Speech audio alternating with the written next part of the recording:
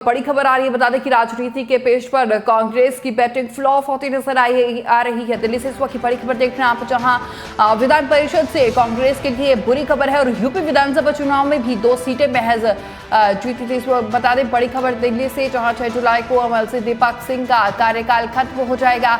इसके बाद सदन में कांग्रेस का एक भी सदस्य मौजूद नहीं होगा। बड़ी खबर देख रहे हैं आप इस वक्त की दिल्ली से, जहां कभी उत्तर प्रदेश की सियासत में एक छत्र राज करने वाली कांग्रेस अब इस बुरी स्थिति में पहुंच चुकी है कि यहां विधान परिषद पे अब उसका कोई भी प्रतिनिधित्व ही नहीं बचेगा।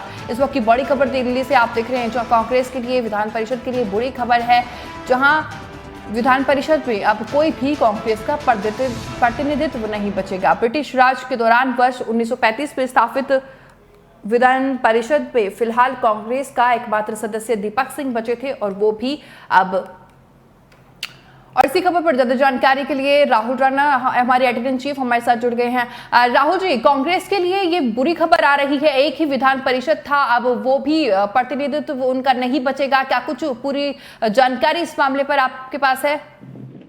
देखिए, बिल्कुल अंजलि, आपको बता दें कहीं ना कहीं कांग्रेस के लिए ये बड़ी बुरी खबर है। जो पहली बार ये ऐसा हुआ है कि जहां एमएलसी चुनाव के लिए अब कांग्रेस 0 पर पहुंच गई है, क्योंकि आपको याद करना होगा 1909 में मोतीलाल नेहरू कांग्रेस से पहली बार विधान परिषद गए थे और जो है 1989 तक विधान परिषद में कांग्रेस की तूती बोलती थी। आज उसी कांग्रेस के सामने जो है एमएलसी चुनाव में संकट गहरा गया है, क्योंकि अभी जो है 6 जुलाई से विधान परिषद में कांग्रेस का प्रतिनिधित्व खत्म हो जाएगा और कांग्रेस के एकमात्र सदस्य दीपक सिंह का कार्यकाल 6 जुलाई को खत्म हो रहा है।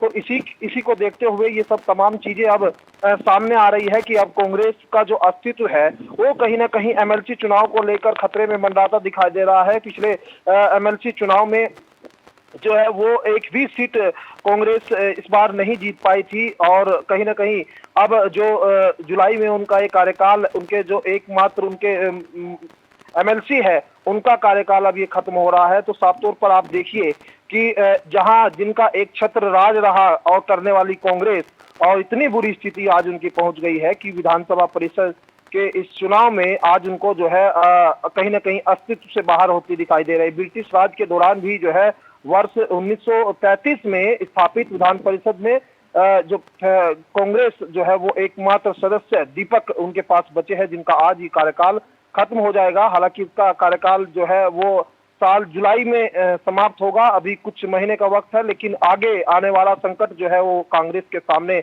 गहराता जा रहा है। अगर आपको बात करें तो यूपी विधानसभा परिषद में निर्धारित कुल 100 सीटों में से 36 स्थानीय निकाय से 36 विधानसभा कोटे और 12 राज्यपाल कोटे से चुनकर आते हैं। इसके अलावा स्नातक और शिक्षक कोटे से 8-8 एमएलसी चुने जाते हैं, जहां बीजेपी स्थानीय निकाय की 36 एमएलसी सीटों में से 33 सीटें जीतकर 66 पर पहुंच गई और वहीं सपा के 17 एमएलसी, बसपा के इसमें 4 है और कांग्रेस का जो है अभी हाल में 1 है, जो अब जुलाई में उनका भी कार्यकाल खत्म हो जाएगा। हालांकि निषाद पार्टी का भी 1 है और अपना दल एसके भी 1 है और जनसत्ता पार्टी से भी 1 है और शिक्षक दल के 2 है और निर्दलीय समूह से 1 है और 3 निर्दलीय एमएलसी है और इसके अलावा 3 सीटें खाली है। तो ये पूरा जो है गणित है जो विधानसभा एमएलसी चुनाव को लेकर बना हुआ है और इसमें सबसे बुरी जो खबर है वो कांग्रेस के लिए निकल कर आ रही है कि कांग्रेस इस बार जो है वो उनका सोपड़ा